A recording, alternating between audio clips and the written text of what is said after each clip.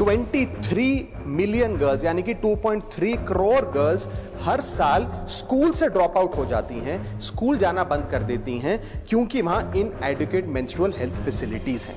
ये विषय तो नेचुरल है लेकिन इस पर बात ना करना अननेचुरल है। लेकिन भारत में पेड लीव छोड़िए, इस विषय पे चर्चा करने से भी हम लोग घबराते हैं भाग। और मेंस्ट्रुअल हेल्थ की एजुकेशन की जब बात होती है स्कूलों में तो सिर्फ महिलाओं को नहीं, बॉयज को भी इस करिकुलम में शामिल करना चाहिए, because boys are rarely included in menstrual health education. और शायद समाज के साइलेंस का एक बहुत बड़ा कारण यह है कि लड़कों को, स्कूल जाने वाले बॉयज को मेंस्ट्रुअल हेल्थ की साइंस से दूर रखा जाता है। सर, मैं आज एक मेंबर ऑफ पार्लियामेंट के तौर पे नहीं बल्कि एक ऐसे स्पोक्स पर्सन के तौर पर बात करना चाहता हूं जो स्पोक्स पर्सन भारत की आधी आबादी को रिप्रेजेंट करता है, और एक ऐसे विषय को इस बिल में इंक्लूड कराना चाहता हूं जो देश की आधी आबादी हर महीने फेस करती है। वो इशू है मेंस्ट्रुअल हेल्थ का और मेंस्ट्रुअल हाइजीन का।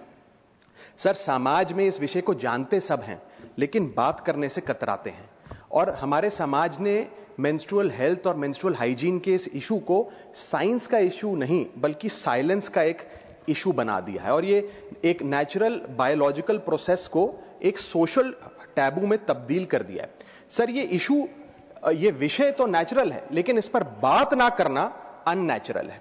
और इसी के साथ साथ सर मैं ये भी कहना चाहता हूं कि आज भारत देश में लगभग 35 करोड़ से ज्यादा महिलाएं मेंस्ट्रुअल साइकिल की इस प्रोसेस से गुजर रही हैं, जिसमें से 120 मिलियन यानी कि 12 crore adolescent girls face menstrual hygiene and challenges every single year, and as a result 23 million girls यानी कि 2.3 करोड़ गर्ल्स हर साल स्कूल से ड्रॉप आउट हो जाती हैं, स्कूल जाना बंद कर देती हैं क्योंकि वहां इनएडिक्वेट मेंस्ट्रुअल हेल्थ फैसिलिटीज हैं।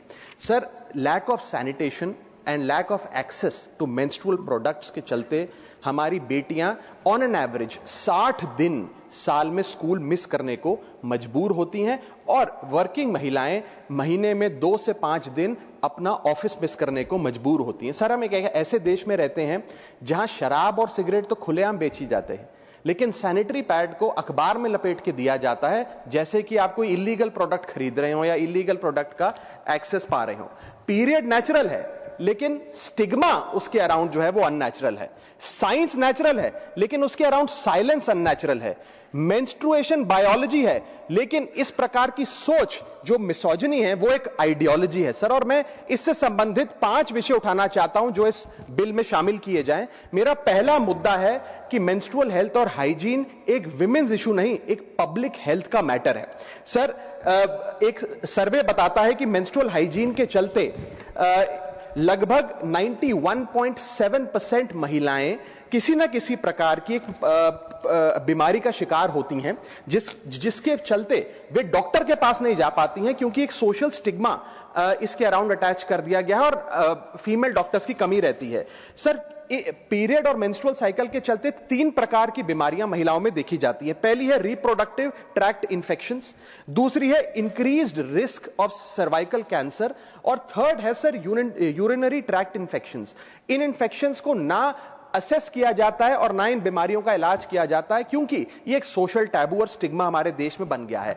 2024 की NIH का स्टडी बताती है सर कि 16 राज्यों में जब सर्वे किया गया तो उसमें पाया गया कि 14.3% of the girls saw treatment from health professionals for menstrual problems, यानी कि 100 में से मात्र 14 बच्चियां ही डॉक्टर या अस्पताल जा सकी क्योंकि वे राघव जी बहुत इंपॉर्टेंट चीज आप बोल रहे हैं जी, पर इसे बिल से जोड़कर बिल है।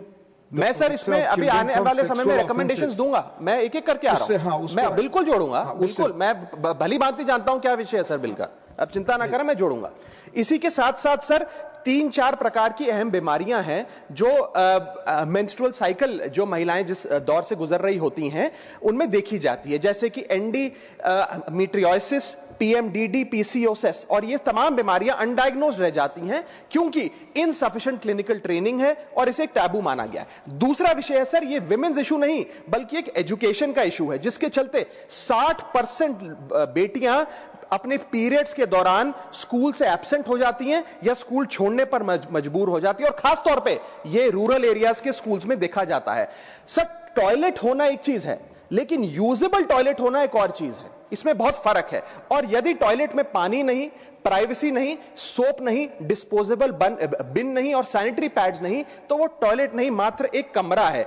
इसी के चलते मैं कहना चाहता हूं कि सैनिटरी इंफ्रास्ट्रक्चर फैसिलिटी का जो गैप है, ये एक इंफ्रा गैप नहीं है, ये डायरेक्टली हमारी बेटियों की एजुकेशन से लिंक्ड है। थर्ड प्रॉब्लम है सर कि ये विषय विमेन्स इशू नहीं बल्कि एक डिग्निटी का इशू हमारे देश में बन गया है। Sir every day we see realities and cultural stigmas, और मैं कुछ स्टैटिस्टिक्स के आधार पे आपको बताना चाहता हूं कि डीप रूटेड कल्चरल टैबूज और रिलीजियस नोशंस के चलते जो महिलाएं अपने पीरियड से गुजर रही होती है, उन्हें इम्प्योर या अशुद्ध कहकर किनारे कर दिया जाता है, उन्हें किचन में प्रवेश नहीं करने दिया जाता, बहुत जगहों पे उन्हें सामाजिक फंक्शंस में नहीं आने दिया जाता है। और 33% ऑफ द विमेन, एक सर्वे के मुताबिक उन्होंने यह रिपोर्ट किया that they had no knowledge about menstruation before their first period arrived. यानी कि 1/3 महिलाएं ऐसी हैं जिन्हें अपने पीरियड के बारे में जानकारी भी नहीं थी कि ऐसी कोई चीज होती है, क्योंकि लैक ऑफ एजुकेशन है, एक सोशल टैबू है, एक स्टिग्मा है। 28% महिलाओं ने यह कहा एक सर्वे में कि वे आइसोलेटेड महसूस करती हैं मेंस्ट्रुएशन के दौरान, reflecting practices of temporary exclusion with in their households. Sir इसके साथ साथ 32% महिलाओं ने कहा कि अपने पीरियड के दौरान वे एक्सक्यूजेस बनाकर उसे हाइड करने का प्रयास करती हैं क्योंकि वे स्ट्रॉन्ग सोशल प्रेशर महसूस करती हैं। और इसी के साथ साथ एक नेशनल सर्वे बताता है कि 61.4 girls acknowledge societal embarrassment surrounding menstruation, which effectively highlights the normalization of this stigma.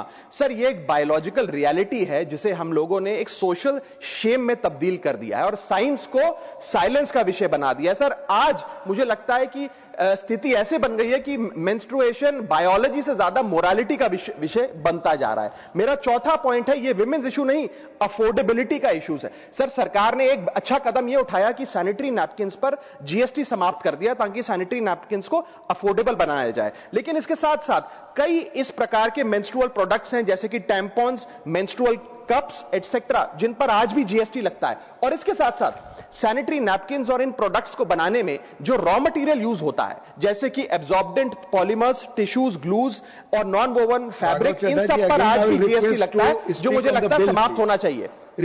Speak on the bill. मैं आ रहा हूं सर, आ रहा हूं। I come to the subject. Don't. I will make recommendations. अलग सब्जेक्ट है। I will make recommendations. Sir, permit me to speak. I will make recommendations. I am coming to that. बिल्कुल आऊंगा। Period poverty एक वास्तविकता है sir, और उस period poverty से मेरा मतलब है कि क्योंकि मेंस्ट्रुअल हाइजीन से रिलेटेड जो प्रोडक्ट्स हैं वो बाजार में इतने महंगे मिलते हैं, ऑन एन एवरेज एक महिला को 300 से 500 रुपए महीने अपनी मेंस्ट्रुअल हाइजीन पे खर्च करना पड़ता है, which is twice the minimum daily wage in India, and as a result only 36% of 35 crore Indian women use hygienic period products. जो बोलेंगे बिल पर नहीं जाएगा, आप क्यों रोक रहे हैं सर? इतना इंपॉर्टेंट विषय पे बात कर रहा हूं। बिल पर आ रहा हूं सर, मेरे को बोलने, मेरा ये काम है आपको बताना। मैंने सुन लिया सर, मैं बिल्कुल आ रहा हूं। अगेन आप आ रहे हैं, मैं बहुत देर से सुन रहा हूं। The protection of sir, I want to, sexual offenses, I want all these to be included in this bill.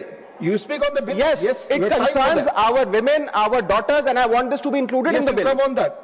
I want this included in the bill. उस बिल पर बोलिए। So do I have the permission to speak? I want this included in the bill. भूमिका के बजाय bill पर आइए, बोलिए जितना समय बोले। But I want this to be included in the bill. Please. मैं ये कह रहा हूं, इसको इंक्लूड करिए बिल में। इसमें क्या समस्या है सर?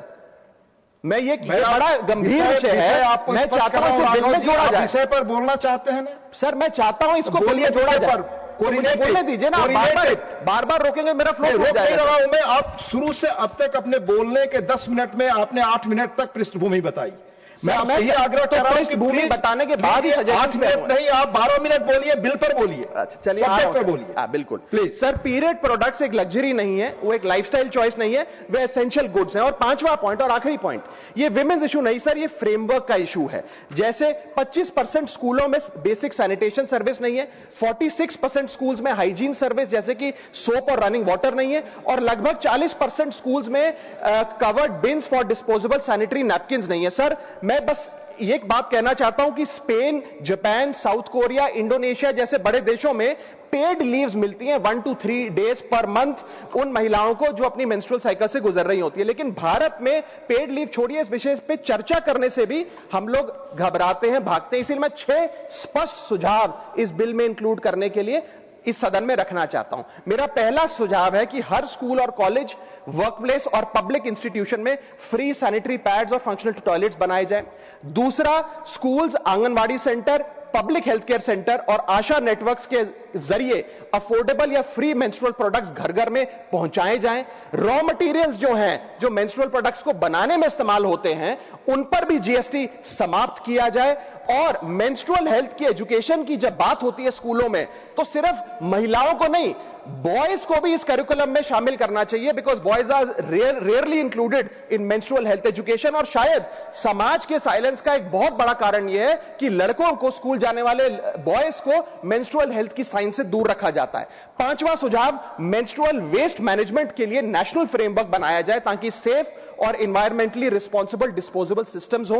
और छठा और आखिरी सुझाव, डिस्ट्रिक्ट लेवल एनुअल मॉनिटरिंग हो मेंस्ट्रुअल इंफ्रास्ट्रक्चर की और इसकी पब्लिक रिपोर्टिंग का मैकेनिज्म बने। सर, जब एक लड़की स्कूल इसलिए नहीं जाती है कि स्कूल में पानी नहीं है, पैड नहीं है या प्राइवेसी नहीं है, तो यह उस लड़की की पर्सनल प्रॉब्लम नहीं है सर, यह सोसाइटी का फेलियर है, पॉलिसी का फेलियर है। और अगर एक लड़की डॉक्टर के पास इसलिए नहीं जाती है क्योंकि सोशल स्टिग्मा है, तो यह एक ट्रेडिशन नहीं है सर, यह निग्लेक्ट। और अंत में मैं यह कह के अपनी बात खत्म करूंगा कि मेंस्ट्रुअल हाइजीन कोई फेवर नहीं है, कोई चैरिटी नहीं है, कोई साइड इशू नहीं है। यह हेल्थ का इशू है, यह एजुकेशन का इशू है, यह डिग्निटी का इशू है, यह इक्वालिटी का इशू है। Women do not need our sympathy sir, women need equality. Women do not need silence, women need dignity, and women do not need tokenism, women need rights. Thank you.